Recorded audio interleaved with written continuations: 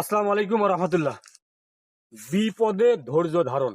আবু হুরায়রা রাদিয়াল্লাহু তাআলা আনহু থেকে বর্ণিত, রাসূল সাল্লাল্লাহু আলাইহি ওয়াসাল্লাম বলেছেন যে, মহান আল্লাহ বলেন, আমি যখন আমার কোনো বান্দাকে কল্যাণ দান করি তখন তাকে দুনিয়াতে বিপদ দেই, এবং আমি যখন কোনো বান্দার অকল্যাণ করি তাকে দুনিয়াতে শাস্তি বিরত রাখি, কিয়ামতের দিন তাকে শাস্তি দিব মৃত্যুর পরে।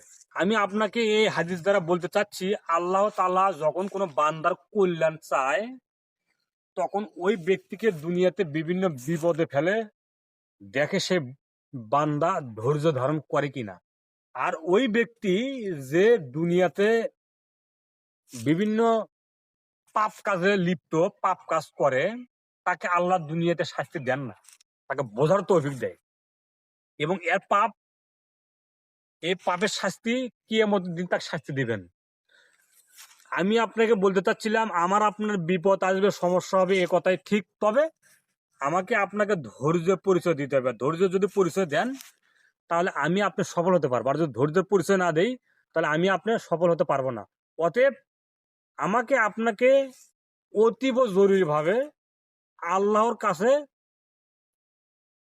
ধৈর্য ধারণ করতে হবে। আল্লাহ, আমি ধৈর্য ধারণ করলাম, এর প্রতিদান তুমি আমাকে দাও। আমি নিরুপায়, আমি এই সমস্যায় আছি, তুমি আমাকে ধৈর্য ধারণ করার তৌফিক দান করে দাও।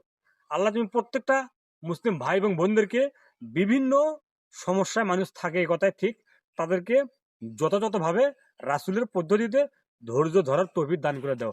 আমিন।